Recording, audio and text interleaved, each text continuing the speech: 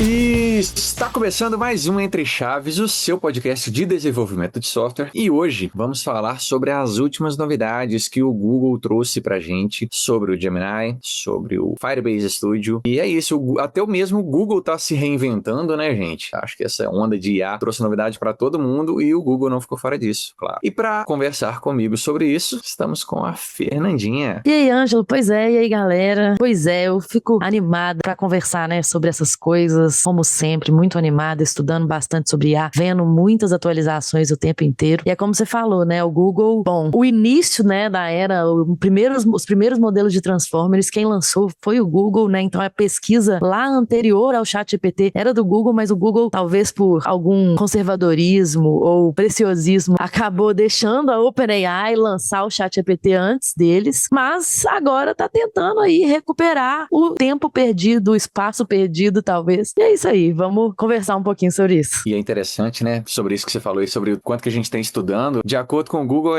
o Gemini 2.5, que é o que a gente vai falar sobre ele aqui, é a melhor IA que eles já desenvolveram, né? E quando eu tava lendo sobre tudo isso, eu vi uma frase interessante, é a melhor IA de todos os tempos da última semana. Porque as coisas estão mudando tão rápido. O Gemini 2.5 foi lançado aí no final de março, estamos aqui hoje em maio com esse episódio. É muito bom que a gente vai gravando, a gente começa a falar as datas de gravação dos episódios pra gente poder se precaver, né? Porque pode ser que esse episódio demore 2 dias a mais pra sair e de repente já tem uma versão mais nova e já mudou tudo, já revolucionou o mercado de novo, né? E outra coisa que você comentou aí, Fernandinha, das pesquisas do Google, interessante como que eu comentei que o Google tá se reinventando, você falou que o ChatGPT lançou primeiro e tal, e interessante como que as pesquisas estão mudando, né? A forma da gente pesquisar na internet, a forma da gente correr atrás da informação tá mudando. Uns 2 anos atrás, a gente só usava o Google e pronto. Bom, a gente, geração millennials, né? A gente sabe que a geração Z já usa mais o TikTok do que o Google para fazer pesquisas. E agora, com essa onda das LLMs, eu, por exemplo, tenho usado mais as LLMs do que o próprio Google, vamos chamar assim, tradicional, né? Para poder fazer as minhas pesquisas. Então, a forma com que a gente interage, com que a gente busca as informações, já está sendo profundamente afetada também por essa nova onda de IA, né? Exatamente, assim. E aí você falou umas coisas engraçadas, porque realmente, né, a geração nova usa muito o TikTok para pesquisa. E outro dia eu usei o Instagram para comprar uma cafeteira. E aí eu usei para fazer um benchmark de cafeteiras boas. E aí algumas pessoas falaram comigo, pesquisa no TikTok. E aí eu fui pesquisar no TikTok e é bom, né? Assim, eu já pesquisei algumas outras coisas, de restaurante, algumas coisas assim. É bom mesmo. É por isso que eles usam, né? Mas eu também uso muito as LLMs atualmente, mais do que o Google, com certeza. Mas tem algumas coisas mesmo que eu acho que usar o TikTok, por exemplo, é melhor mesmo. Coisas que são de opinião mesmo, sabe assim? Que é melhores restaurantes, melhores cafeteiras e coisas assim. Mas pra pesquisa do dia a dia, pesquisar pra fazer o episódio aqui do Entre Chaves, pra fazer um artigo, pra fazer uma apresentação, uma palestra, eu uso muito LLMs também. Mas até uma coisa curiosa que eu tava testando esses dias, o Notebook LM. É muito doido, né? Porque a gente tava falando desse negócio das novidades. Eu mesmo, às vezes, fico perdida do tanto de produto, ferramenta, nome que existe. Não precisa nem entrar nos nomes dos modelos que deixa a gente todo mundo confuso, né? Mas assim, as próprias ferramentas mesmo. O Google tem o Notebook LM, que tem uma funcionalidade, tem o Google AI Studio, que tem outra funcionalidade, tem o Firebase Studio, que tem outra funcionalidade. Então, assim, a gente fica meio perdido, mas pode deixar que vamos ajudar vocês também que estão nos ouvindo a se encontrar um pouco mais nesse ecossistema todo que o Google tem lançado. Mas enfim, no meu caso aqui, eu tava testando o Notebook LM justamente porque eu faço muito, até aqui pro Entre Chaves ou pra, né, como eu falei, faço muita pesquisa pra fazer algum artigo, pra fazer alguma palestra, e eu não gosto tanto de usar LLMs direto, assim, porque eles normalmente não me dão fontes tão confiáveis. Eu tenho dificuldade de encontrar fontes tão confiáveis pra fazer esse tipo de trabalho. Então, eu normalmente peço, eu não uso, por exemplo, ChatGPT ou qualquer um desses pra me falar o contexto, mas eu peço pra ele me dar fontes confiáveis pra eu ler, mais ou menos isso. E aí eu tava testando o Notebook LM, que é uma ferramenta que basicamente que eles criaram pra estudo, pra facilitar o seu estudo estudo, facilitar uma escrita de um artigo, facilitar coisas nesse sentido. E aí, eu achei muito boa essa ferramenta, porque você consegue, né, ele tem um negócio lá de descobrir, e você escreve o que você quer, por exemplo, o que eu fiz aqui para esse episódio de hoje. Eu pedi para ele, me conte um pouco mais sobre Gemini 2.5, mas somente com fontes do próprio Google, coisas que o próprio Google publicou na internet, tal. E aí, o legal do Notebook LM é que ele mostra as fontes todas. E aí você consegue fazer várias coisas com essas fontes. Você consegue criar resumo, claro, né, de todo o conteúdo das fontes. Você consegue criar linhas do tempo, mapas mentais, umas coisas bem interessantes, viu? E aí, eu vi um vídeo sobre isso, por isso que eu tava testando. Eu usei o resumo que ele me deu dessas fontes, que eu conferi que eram oficiais, né, só de blog do Google, só de coisas que o Google próprio tinha publicado. Peguei o resumo que ele me deu, joguei no Gemini 2.5 na interface web e pedi para ele gerar para mim, por exemplo, uma linha do tempo. Aí, a vantagem é que, de fato, fica com as fontes só as confiáveis, as que eu julguei confiáveis. Então, eu achei esse processo interessante aí, de uma boa utilização, né, do Notebook LM, junto aí com o Gemini 2.5, né? Aí peguei esse resumo, também joguei no Cloud, peguei o resumo, joguei no GPT e fui também fazendo umas comparações. Na hora que você fez essas comparações, aí já falando um pouco mais sobre o Gemini 2.5, né? Eu também fiz algumas comparações, foquei as minhas comparações, inclusive, na comparação do Gemini com o Claude 3.7 Sonnet, porque eu queria entender o quanto que eles estavam competindo ali sobre geração de código. Eu fiz algumas comparações, assim, daqui a pouco eu comento melhor aqui sobre essas comparações. Mas eu queria saber se você já sentiu uma diferença no Gemini, que eu percebi aqui também, e que eles falam sobre isso, sobre o Gemini 2.5, pensar antes de responder. Quando lançaram as LLMs, pesquisando sobre como usar melhor as LLMs, como usar melhor o ChatGPT, na época que lançou e tal, uns 2 anos atrás, 1 ano atrás, sei lá, eles sempre, a pessoal dava umas dicas do tipo, peça pra LLM te explicar o raciocínio. Tem aquele velho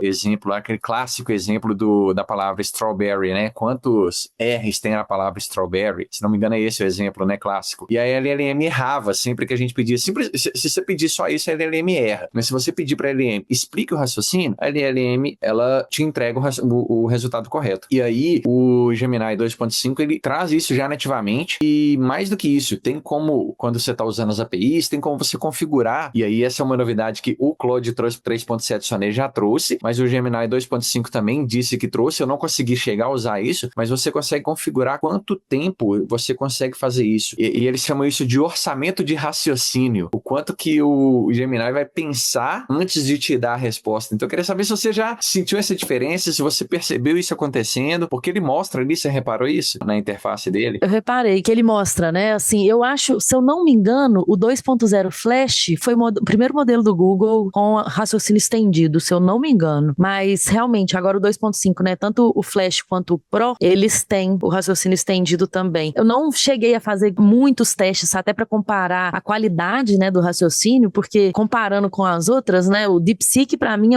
até então, né, era o que tem o raciocínio mais explicadinho mesmo, que realmente te fala o passo a passo exatamente do que ele fez. Os da OpenAI, eu acho que já não, pelo menos os últimos que eu tinha testado, não mostram tanto, com tanto detalhe. O Claude também não. O Gemini eu também não testei tanto para dar esse veredito, mas eu vi sim que eles estão agora, né, com o modelo estendido, e eu acho muito bom, porque a gente já sabe, né, pelo menos com o Claude, com certeza, que o modelo estendido, ele acaba tendo respostas melhores, né, para problemas complexos. E quando a gente fala de codificação, o modelo estendido, de raciocínio estendido, ele também se dá melhor. Então, pra gente aqui, né, como desenvolvedores, é uma boa funcionalidade a ser usada, né. E sobre a API eu também não testei, mas eu também vi sobre isso, que o 2.5, ele se lançou aí com um modelo híbrido também, igual o Claude também se lançou, né. É interessante, então, que você pode aí calibrar o quanto ele usa o raciocínio estendido e o quanto ele não usa, né. É legal porque isso equilibra a qualidade da sua resposta com o custo, com a latência, enfim, com vários parâmetros ali, né, que você pode configurar. E, inclusive, quando eu estava testando o Gemini 2.5, eu fiz alguns testes usando o Google AI Studio, pela interface web mesmo. E além de selecionar qual modelo que você quer usar, se você quer usar o Gemini 2.5 Pro ou Flash, tem como você configurar vários outros parâmetros ali sobre o quanto você quer permitir que a criatividade se desenvolva nas respostas ou não, sabe? Tem um parâmetro de temperatura para a criatividade, ele tem um contador de tokens que vai te ajudando a perceber se você já gastou muito ou pouco token, e ele tem algumas outras configurações, inclusive configuração informações mais avançadas sobre privacidade, segurança. Então, é legal que, além de trazer o Gemini 2.5, a Google também traz algumas ferramentas, por exemplo, o AI Studio, e daqui a pouco a gente vai falar do Firebase também, né? Que usam essas ferramentas, né? E aí, inclusive, eu fico pensando nisso. A gente já falou um pouco aqui sobre pesquisas do dia a dia no Google, e eu já reparei também que tem algumas pesquisas do Google, não são todas, mas algumas pesquisas do Google, na hora que trazem a resposta, antes da resposta, eles já trazem uma resposta ali também, escrita por IA, que com certeza é com Gemini. Não sei qual versão eles estão usando, mas eu acho que é mais uma reinvenção do Google, né? Mais uma feature interessante para que os usuários não migrem tanto para o TikTok, para os LLMs e tal, e deixar LLM natural, assim, dentro do Google, que todo mundo já usa há tantos anos, né? Eu acho que é uma forma, né, de capturar talvez as pessoas que usam ainda o Google para utilizar justamente o Gemini, né? E ir para esse caminho que deveria ter sido mais natural mesmo, sabe? Assim, já que o Google dominou esse mercado aí de buscas por tanto tempo, né? E aí, assim, o primeiro que eu quero comentar é sobre o Google AI Studio. Só para contextualizar, que eu acho que é legal, que não sei se todo mundo conhece, mas o Google AI Studio é uma plataforma gratuita do Google. Eu acho que o principal objetivo dela é que você teste as APIs, você consiga ter um playground, né? Tipo um ambiente experimental que você consegue acessar as APIs do Gemini. Então, atualmente, eles têm lá disponível, né? Tanto o preview do Gemini Pro 2.5, né? Na versão de março de 2025, quanto também tem o preview, a versão preview do Gemini 2.5 Flash, que também, né, outra versão aí do 2.5, lançada aí em abril. Então, eles têm essas duas versões disponíveis, né, para testes dentro do Google AI Studio. Tem as anteriores também, interessante falar isso também, né? As que não são preview e tal. Mas assim, isso é da família do 2.5 que eu tô falando, né? Mas tem as outras, com certeza, 2.0, 1.5 e tudo mais. Mas é legal ver isso, né? Que é uma forma que o Google tá fazendo, uma forma gratuita de você experimentar as APIs deles. E eu ouvi outro dia um podcast com um dos caras que tá bem à frente do Google DeepMind, que é um brasileiro, inclusive. Achei muito interessante essa entrevista com ele. E ele fala muito, assim, dessa hegemonia que o Google, como que o Google foi um dos principais, né, em relação aos modelos do passado mesmo, do anterior ao GPT e tudo mais, como que perdeu um pouco de espaço e como que invariavelmente, e ele usa, assim, expressões bem certas, assim, sabe? Ele tem muita certeza que o Google vai recuperar, que é só questão de tempo e que o Google vai recuperar o espaço no mercado. E é isso, tipo assim, é uma aceitação. Temos que aceitar, sabe? Que o Google, ele vai recuperar essa hegemonia e pronto, porque ele sempre foi hegemônico aí nessa parte de buscas, né? Mas enfim, o Google AI Studio, ele também falou bastante sobre essa ferramenta. É uma ferramenta gratuita justamente para também entrar um pouco mais no mundo dos devs, eu acho também, sabe? O Google, então, com o AI Studio e com todas essas coisas que eles estão fazendo, não só com o AI Studio, mas com o 2.5 e com todas essas inovações, também tá querendo bater um pouco na Anthropic aí, né? Porque a Anthropic, ela se consolidou mesmo como a dos modelos melhores para programação, né? O 3.7 Sonnet Extended Thinking e tanto o normal também são muito bons para codificação. E aí o Google vem com o 2.5 para tentar bater na Anthropic. E eu acho que essas outras ferramentas também, como o Google AI Studio, também é uma forma de democratizar mais o acesso às APIs e tal, e tentar trazer mais também os desenvolvedores para o lado do Google. Bom que você já trouxe a discussão interessante, que foi o que eu fiquei mais curioso, porque quando eu comecei a ler sobre os benchmarks, eu vi que o Gemini 2.5 teve uma nota muito boa para geração de código. E aí eu fiquei curioso, porque, igual você falou, né, o Claude 3.7 Sonnet é o que tem mais moral nos desenvolvedores atualmente. O preferido da galera nesse momento, né? Tem sido o preferidinho da galera no momento mesmo. E aí as notas do benchmarking do Gemini 2.5 Pro são muito boas. Ele tem algumas notas assim que dão de lavada no DeepSeek, no GPT-4, 4.5. Inclusive o GPT 4.5, acho que a própria OpenAI deve parar de falar dele em breve, assim. Eu não sei o que eles vão fazer, não. Porque eles mesmos, acho que eles já perceberam que o 4.0 tá melhor do que o 4.5 nos benchmarks. E aí eu resolvi fazer alguns testes para geração de código. Então peguei um prompt que eu criei pedindo que a LLM gerasse para mim um joguinho interativo do Cubo Mágico. Bem nerd isso, né? Nem tenho tanta afinidade assim com o Cubo Mágico, mas resolvi testar com isso. E eu não dei tantos detalhes, porque eu queria que a própria IA interpretasse, usasse a criatividade para me trazer um jogo. Eu criei outros joguinhos, criei um aqui de um dinossauro que tava com fome, passeava na floresta e tal, fiz alguns outros testezinhos aqui também. Mas eu acho que o teste que eu achei mais legal aqui, que pra comentar aqui com vocês, foi esse do cubo mágico. Mandei o prompt pro Claude 3.7 Sonnet e usei isso também dentro do Google AI Studio com o Gemini. E aí tem algumas coisas que a gente já pode comentar de cara, assim. O Claude 3.7 Sonnet, uma vantagem clara dele é que você já vê o preview, você já vê o jogo sem ter que fazer mais nada. E isso a gente já comentou em outros episódios aqui também. Isso eu acho que é uma vantagem muito boa. Você consegue ir conversando com a LLM e a própria LLM, o próprio Claude 3.7, ele já vai alterando o seu código e já vai te mostrando ali. Ele divide a tela em duas, já vai te mostrando ali do lado direito o que ele tá produzindo. E eu acho isso uma baita vantagem. O Google AI Studio, por mais que seja uma ferramenta muito flexível, robusta, muito legal, dá pra você usar API, ela é democrática para os desenvolvedores, então, enfim, mas você tem que pegar, copiar o código, e eu tive que copiar 3 códigos, porque ele criou um código em JavaScript, criou um CSS, criou 3 arquivos diferentes, eu tive que criar 3 arquivos diferentes na minha máquina. Olha o nível que a gente chegou, Fernandinha. Eu tô achando ruim de ter criado 3 arquivos na minha máquina. Mas enfim, tem alguém que faz melhor, então eu vou reclamar disso, sabe? Como é um projeto muito pequeno, eu acho que 3 arquivos assim,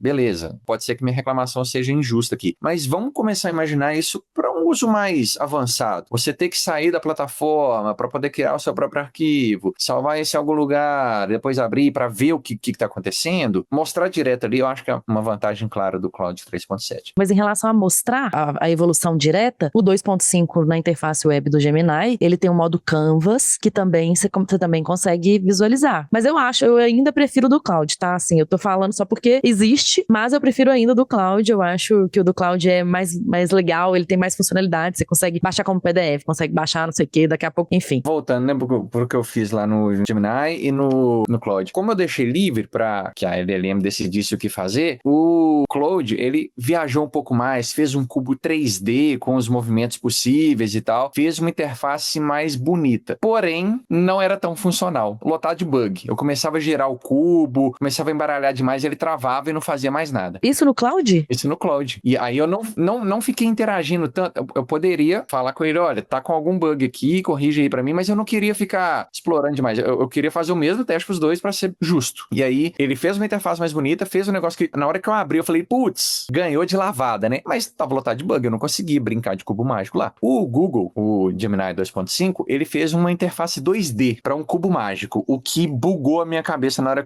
que eu abri a tela, assim, porque ele abriu o cubo, ele mostra lá as 6 faces do cubo, né? Mas ele mostra tudo na mesma tela, assim. E aí, quando você manda rodar, aí ele gira, ele faz os movimentos todos corretos, sabe? E eu consigo embaralhar, consigo rodar, brincar e tal, eu consigo resetar e voltar, deixar ele todo bonitinho, com todos os quadrados da mesma cor, né? Enfim, foram características interessantes que eu achei. O Gemini, ele acertou, fez um negócio que funciona, mas menos bonito. Talvez com menos criatividade na hora de gerar o meu jogo. O Claude teve uma criatividade maior, fez um negócio mais bonito, mas tinha alguns bugs. Olha que interessante. Eu não explorei tanto, não dá tempo também da gente ficar explorando tanto. Às vezes eu poderia melhorar o prompt e mandar para os dois de novo, para ver o que acontecia, sabe? Tem alguns outros testes que a gente poderia melhorar nisso que eu fiz. Mas foram alguns resultados que eu já achei interessante. Tem uma preferência? Não. Para mim, os dois estão, pelo jeito, tão pau a pau. O Claude é o queridinho dos devs, mas pelo que eu vi que os dos dois funcionando, agora eu tô vendo por que o benchmark do Gemini 2.5 foi tão bom. Tá parecendo que eles estão pau a pau mesmo. Eu vi, em relação ao benchmark, né, assim, o Gemini 2.5, ele foi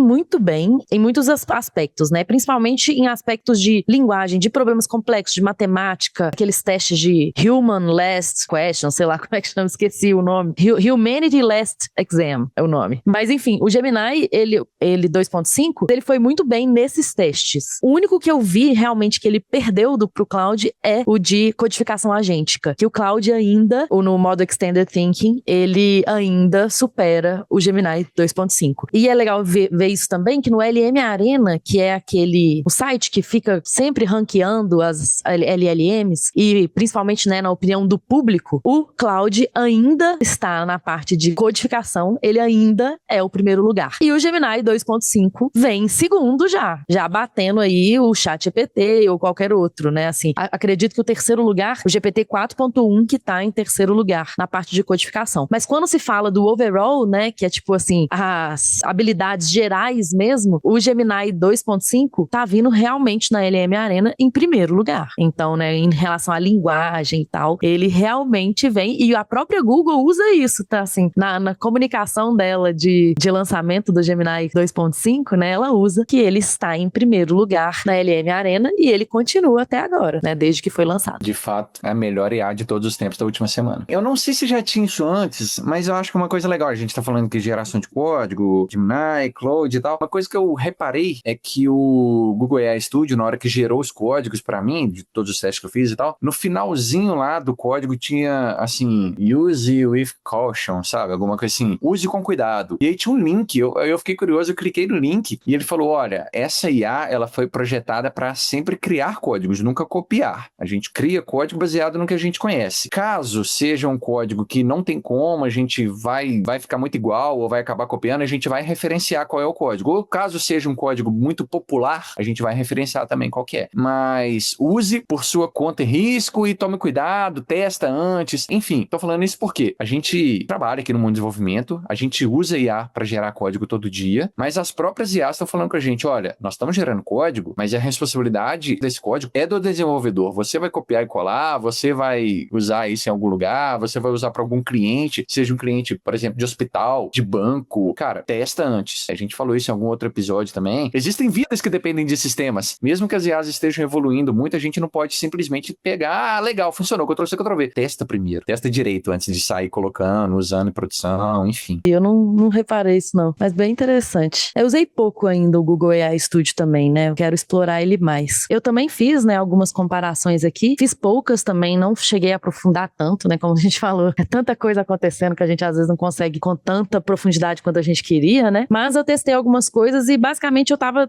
estudando para esse episódio aqui, testando algumas coisas ao mesmo tempo. E eu usei, como eu falei no início, né? Usei o notebook LM, gerei alguns resumos que eu tava falando, né? E depois joguei tanto no Cloud quanto no ChatGPT no 4.4o, quanto no Gemini 2.5. E aí pedi pra ele gerar uma linha do tempo interativa pra mim. Primeiro, que os três geraram pra mim a linha do tempo com uma ordem que não era cronológica. Eu falei, que isso? Que erro básico. O que é uma linha do tempo em ordem não cronológica? Não faz o menor sentido. Aí eu falei, nossa, que erro básico.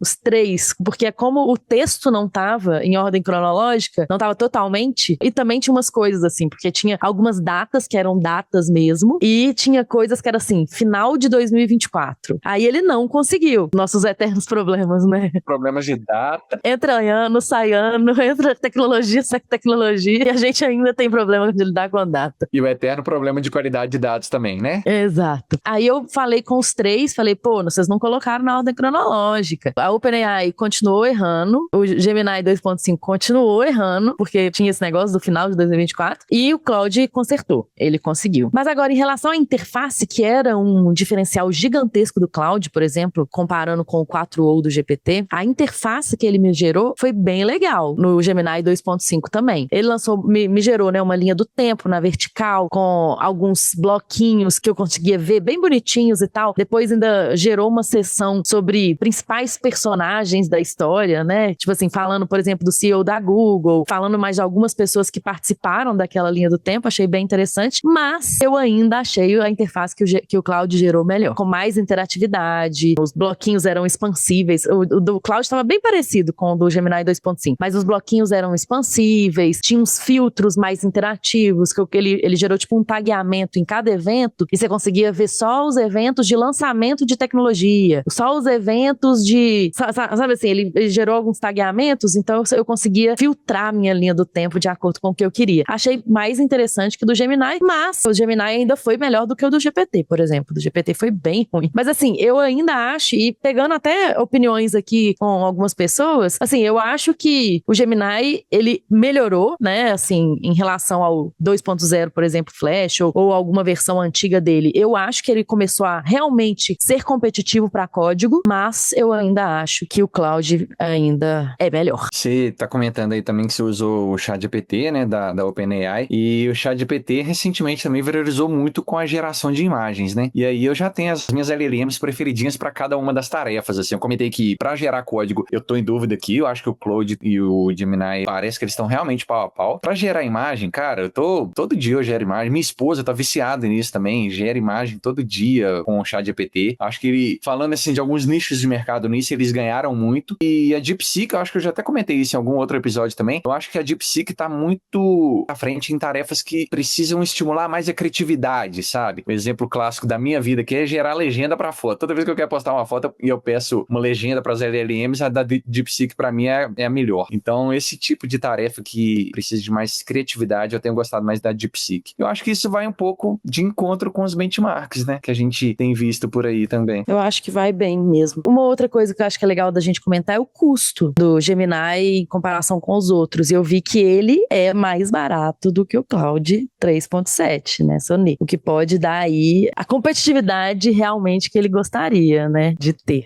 Considerando o que eu acabei de falar, que eu achei que eles estão pau a pau no resultado, né? Se eu tiver um resultado parecido, mas com um custo bem mais baixo, né? O Claude 3.7 está com custo de $3 por milhão de tokens de entrada. O Gemini 2.5 Pro está com custo de $1,25, $1,25 por milhão de tokens de entrada. Cara, é 40% mais ou menos aqui do valor. É uma diferença significativa, né? Você lembra do custo do GPT 4.5? Nem lembro, mas eu lembro que era absurdo. $75. É loucura, né? Realmente, mais barato, né? O que dá aí uma competitividade. Uma outra coisa também interessante do Gemini, em comparação com os outros, é o tamanho da janela de contexto dele. Que ele, assim como alguns outros modelos do Google anterior, né? Do Gemini mesmo, anteriores, o 2.5, ele tem 1 milhão de tokens de janela de contexto, né? O que significa que ele consegue lembrar do contexto de 1 milhão de tokens, o que faz com que ele consiga um melhor entendimento de contextos grandes, né? De dados muito grandes, às vezes até de código muito grande, muitas linhas de código e tal, ele consegue lembrar de mais coisa, o que faz com que a resposta possa ser melhor, né? Então isso é bem interessante, porque comparando com o Claude 3.7, por exemplo, ele tem 200 mil só tokens de janela de contexto, o que pode fazer com que o Gemini tenha um desempenho superior para projetos muito grandes, mesmo que eu tenho muitos arquivos com muitas linhas, pode ser, eu não testei, mas é o que faz sentido mesmo, né? Assim, pode ser que isso seja verdade. É o que eu já tava falando aqui, né? Eu reclamei que eu tive que criar 3 arquivos e tal. Quando a gente faz esses testes aqui, a gente até... É difícil a gente ter o tempo viável suficiente para poder fazer esses testes maiores e tal. Mas eu acho que faz muito sentido isso que você falou, Fernandinho. Por ele ter uma janela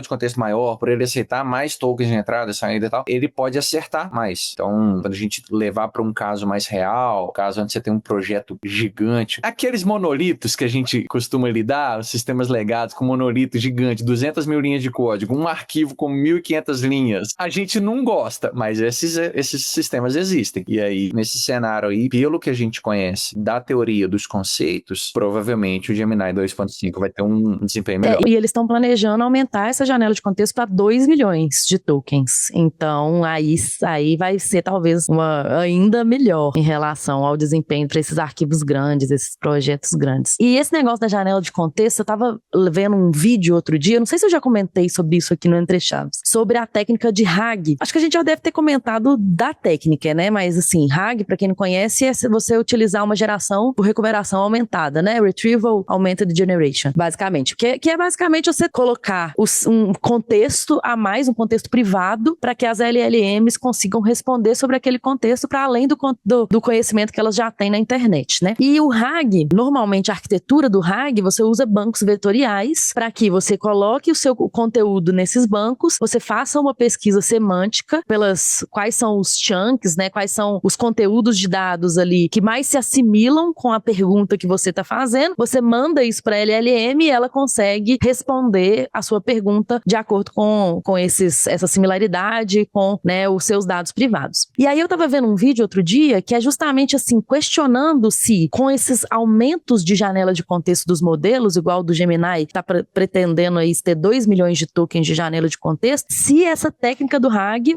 vai continuar fazendo sentido. Ou se vai fazer sentido você mandar tudo, os seus dados inteiros, tudo que você tem como janela de contexto, porque a LLM vai conseguir lidar com aquilo. Você não vai precisar de utilizar toda uma arquitetura para selecionar selecionar as melhores coisas mais similares para a sua pergunta, talvez não vai precisar. Claro, né, que isso significa também um custo maior. Mas também, quanto mais as LLMs vão ficando mais baratas, igual a gente viu aí, Gemini com 1 milhão de tokens de janela de contexto e bem mais barato que o Claude, que pode ser que isso faça sentido, né? No final das contas, você mandar o seu tudo lá no seu contexto, vai ficar um pouco mais caro, mas a assertividade vai ser muito maior também. Então, achei muito interessante esse vídeo que eu vi sobre essa evolução aí relacionada com a janela de contexto. É legal que não é a primeira vez que a gente fala sobre a possibilidade de acabar com o RAG ou que ele mude radicalmente de conceito, assim, né? Quando a gente falou do protocolo MCP, a gente falou um pouco disso também, né? E aí, trazendo de novo o protocolo MCP, ele pode servir para dar o contexto para as LLMs e cada vez com mais liberdade, cada vez com menos limitações, já que elas estão aumentando o número de tokens de entrada, né? Parece aquele papo de quando a gente está programando, a gente tinha que se preocupar antigamente com limitação de memória RAM, processador, de repente os processadores de memória RAM ficaram... Eu acho que é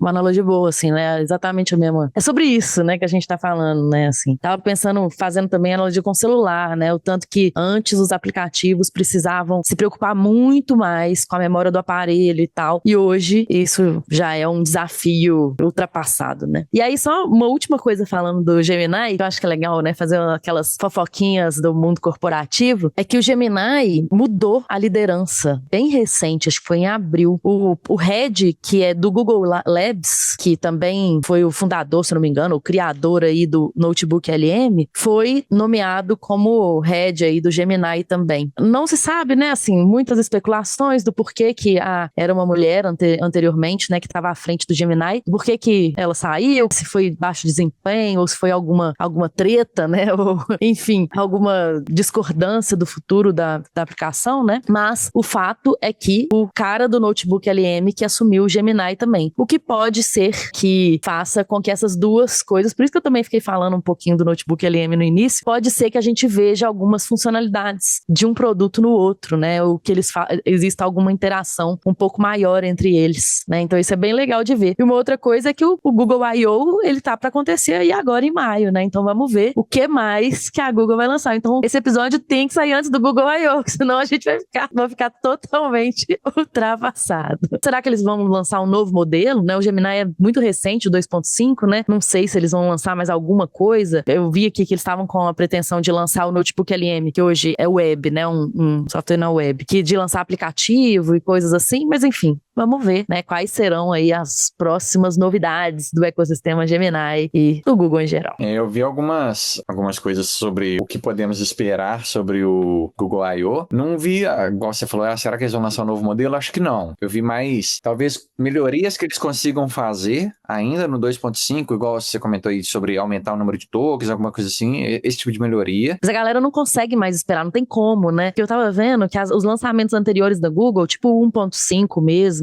tudo bem que o 2.0 Flash também não foi, mas assim, eles lançaram o 1.5, que foi um grande lançamento do Gemini, no último Google I.O. de 2024. Mas agora os caras não conseguem esperar, não tem como, né? Você ficar esperando o evento que é em maio, sendo que tá todo mundo lançando 1 milhão de coisas, não tem como esperar mais, né? Fiz uma pesquisa aqui. O que a gente pode esperar sobre o próximo Google I.O.? Novas versões de Android, novas funcionalidades de Android e tal, que tem tudo a ver com o Google I.O. também. Sobre o Gemini, tem um negócio interessante que eu li sobre isso também. O Google tá buscando uma parceria com a Apple para colocar o Gemini na Siri. Isso eu já tinha visto também. Aí melhora a Siri eu acho que ficou deprecated. Isso é até um negócio que eu fico assim, eu ia até falar sobre isso, porque assim, pra mim, o que eu mais espero que eles lancem é um jeito do meu Google Home lá comunicar comigo, usando o Gemini, usando alguma coisa, pelo amor de Deus, porque hoje, né, eu falo, ok, Google, ele já fala, não entendi. Qualquer coisa que eu falo, ele não entende. Então, pelo amor de Deus, tem Alexa? Google. Não, eu tenho Google. Tenho o assistente do Google. Porque a Alexa, eu já vi que a Alexa,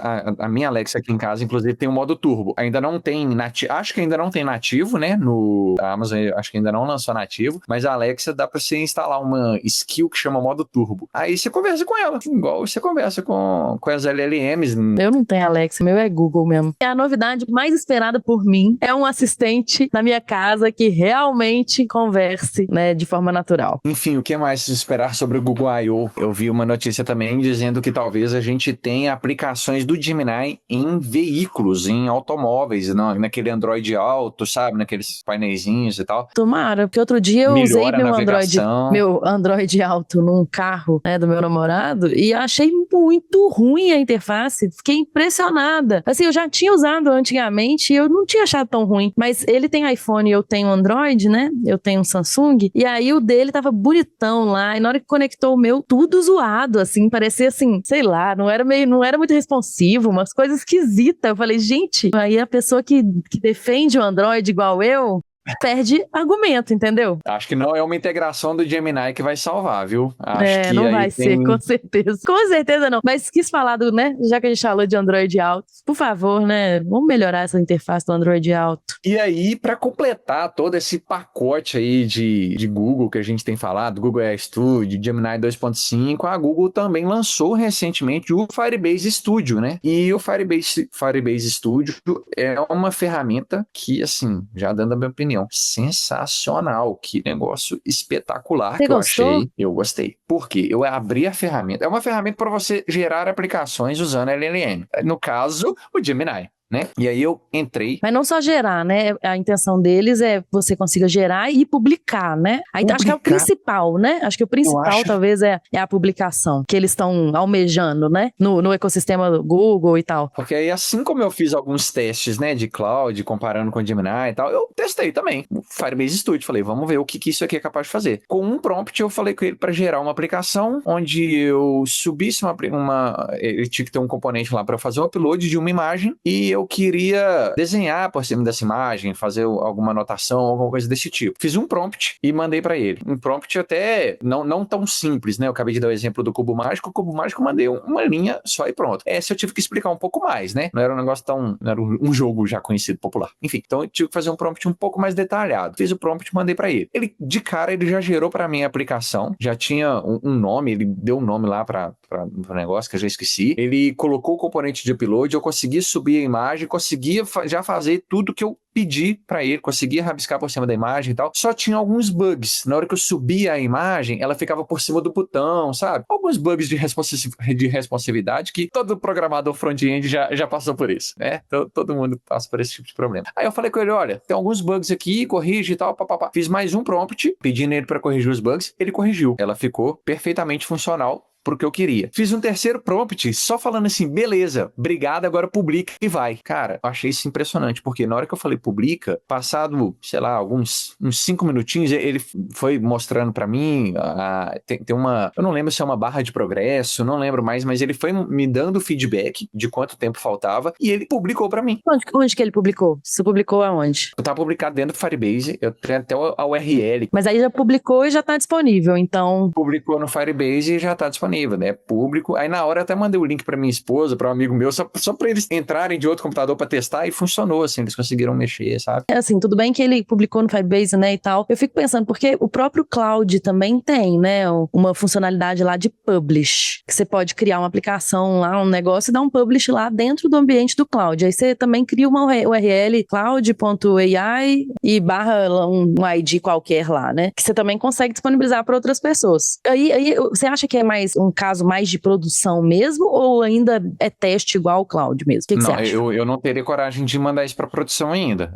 Falando assim, se fosse um cliente, né, alguma coisa mais séria, assim, não teria de coragem de mandar para produção sem uma revisão criteriosa de tudo que está acontecendo. Por que acontece? Igual você perguntou, publicou onde? Publicou lá no Firebase, está no Google Cloud. Eu consigo, inclusive, acessar o meu console do Google Cloud e ver lá quanto que está gastando. Consigo ver lá que a minha aplicação está lá, que está disponível, quantos acessos, aquela interface de monitoramento básica lá do Google Cloud, sabe? Consigo ver isso lá. E aí, eu acho que uma vantagem, você citou aí o Cloud também dá para publicar, mas uma vantagem aqui do Firebase Studio é que a gente já publica no Google Cloud. A gente tá falando aqui do ambiente todo Google, não vai ter como eu fazer negócio no Firebase Na Studio e Azure, publicar né, na sei lá. Azure, na AWS, não faz sentido algum para eles isso, né? Eles estão querendo fechar ali o ecossistema deles e eles estão mais que certos de fazer isso. E eles fizeram isso, publicaram, eu consigo ver as coisas aqui dentro do Google Cloud e tal. Então acho que tem uma vantagem. Mas é da sua conta do Google Cloud, né? Poderia, sei lá, claro que, né, vamos guardar todos os, igual você falou, precisa de revisão e tal. Mas se eu tivesse uma conta produtiva de algum lugar, eu poderia usar e publicar direto nessa conta produtiva. Poderia, guardados as devidas. Guardadas devidas, né? Tipo assim, Com os cuidados, todos né? os problemas, né? Isso. Mais legal, interessante. É tipo assim, isso aqui é uma aplicação simples que eu fiz e que eu queria que ficasse público mesmo. Mas e se não for para ficar público, como é que ele... Eu não sei o quanto que ele disponibiliza pra gente e o quanto que ele consegue fazer sozinho também as configurações de rede, de segurança, essas coisas. Então, esse é um ponto que a gente tem que tomar cuidado. Mas assim, considerando que está no Google Cloud, provavelmente é só você abrir a interface do Google Cloud e fazer as configurações que você quer. Eu não testei o Firebase Studio, né? Eu só li um pouco sobre e vi uns vídeos sobre. Vi um vídeo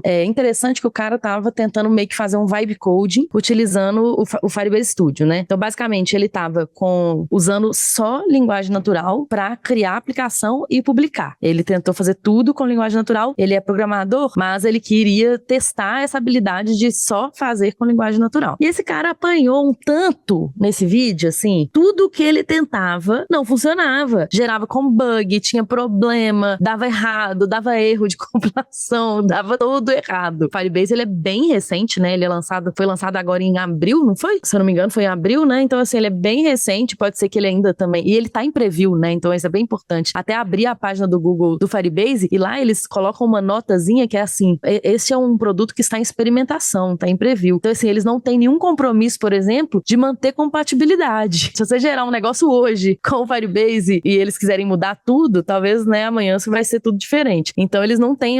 é um produto que tá em preview ainda, né? Então, é claro que faz muito sentido que ele tá evoluindo todos os dias, né? Assim, o tempo inteiro. Então, pode ser que esse cara que eu vi o vídeo testou numa hora que ainda não tava muita coisa madura, né? E agora já amadureceu um pouco. Mas, enfim, esse cara do vídeo, ele apanhou um tanto e não conseguiu. E não conseguiu, assim, criar a aplicação e publicar. E era uma aplicação extremamente simples. Tipo assim, era um teste muito simples do que ele tava fazendo. Mas aí entra num ponto, assim, que eu acho que é importante a gente comentar. Pode ser que a gente não consiga ainda fazer aplicações complexas, pode ser que a gente não consiga ainda fazer algo que seja passível de levar para produção, mas é inegável que a evolução que a gente teve das LLMs, das ferramentas de LLM, tipo o Google AI Studio, a interface lá do Cloud 3.7 Sonnet, o Firebase Studio, a evolução dessas ferramentas, de como que elas estão usando as LLMs para facilitar a nossa vida, para a gente poder criar algumas aplicações, publicar, tudo isso, beleza, tem defeito, ainda tem que melhorar, mas, cara, isso mostra pra gente uma possibilidade de futuro que quando eu começo a imaginar tudo, a cabeça assim...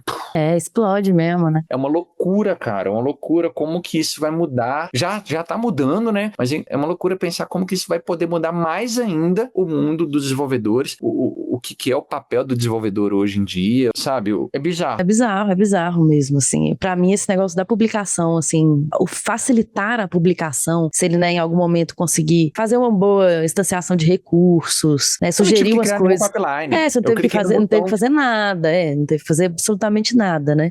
Isso é muito doido mesmo, assim, eu acho isso bem legal, o futuro disso. E eu acho que também tem, por mais, né, como a gente falou, que as coisas estão evoluindo e a gente acredita que talvez pra uma coisa muito complexa agora ainda não é o momento, mas assim, pra coisas bobas, MVPs, prototipação, sei lá, você quer mostrar uma ideia pra alguém já em produção, velho, olha isso, é muito rápido e muito fácil. Se um negócio desse funcionar, você consegue criar um negócio lá e já mandar o URL igual você fez com sua esposa, né? Enfim, eu fico achando muito curioso e eu tô gostando muito de ver, sabe, assim, como que as Big Techs estão evoluindo as coisas tão rapidamente, de uma forma que eles vão ganhando, né, assim, os mercados e vão juntando, igual você falou, assim, eles vão fechando todo um ecossistema, né? Isso é muito legal de ver isso acontecendo, né? O Google com o Gemini, aí vem o Google AI Studio para trazer um pouco mais os desenvolvedores, aí vem o Firebase Studio, que já vem, né, com essa parte também do desenvolvimento e da publicação, de um jeito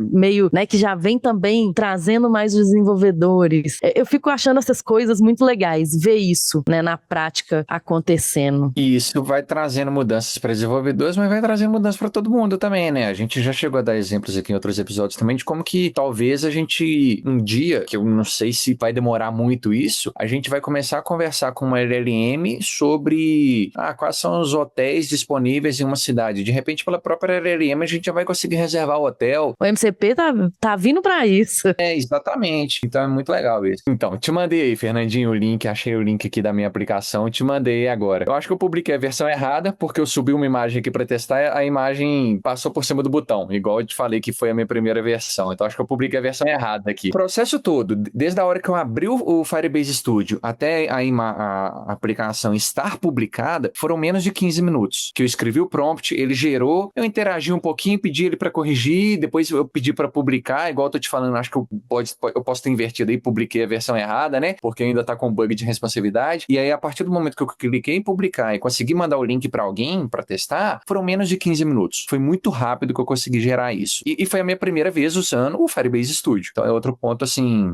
que eu acho super positivo também. Com certeza. Eu fiquei curiosa nos competidores do Firebase Studio para entender, assim, quem que o Google estava tentando bater, criando esse produto. Se existia, né? Você estava tentando competir com o Cursor, mas acho que não. Acho que a intenção não é essa, né? Aí pensei, talvez no V0, lá da Vercel, que também é de geração a partir de protótipos, né? De geração de softwares e tudo mais. Talvez. Mas eu fiquei, assim, até um pouco na dúvida. Qual que é a sua opinião? De quais são os competidores do Firebase Studio? Eu acho que o Cursor é um dos competidores, sim. Porque eu não cheguei a testar essa funcionalidade, mas o Firebase Studio, ele tem a opção de importar o seu código do GitHub, por exemplo. Ele tem um botãozinho lá para isso. Então ele vai conseguir acessar o contexto todo da sua aplicação, pode ser uma aplicação de back-end, e você consegue interagir com a linguagem natural, e ele te pergunta antes, você quer criar o arquivo ou não? Eu cheguei a testar algumas coisas com workspace vazio, não foi de importação de GitHub. Mas em outro teste que eu fiz, eu criei um workspace vazio e comecei a pedir algumas coisas para ele ali, pedi o negócio do cubo mágico também, aí ele pergunta, gerei isso aqui, você quer que crie o arquivo ou não? Aí eu cliquei no botão, aí ele vai e cria o arquivo, sabe? Então ele consegue interagir com o seu código nesse nível já também, entendeu? Então por isso, eu acho que ele é um concorrente do Cursor, só que ele vai além. Então ele tem muitas funcionalidades, essa parte é uma parte que claramente para mim é um concorrente do Cursor, só que a parte de usar LLM para também publicar, eu não sei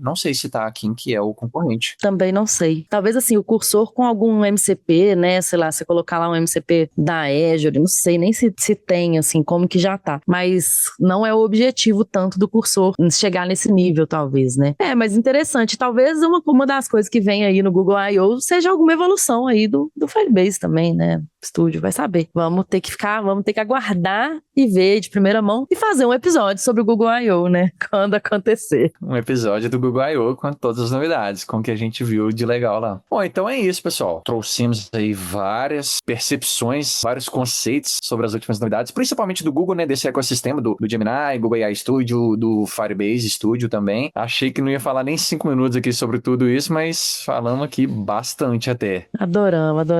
Então é isso, pessoal. Valeu. Até mais, Fernandinha. Até mais, gente. Até a próxima. Tchau, tchau.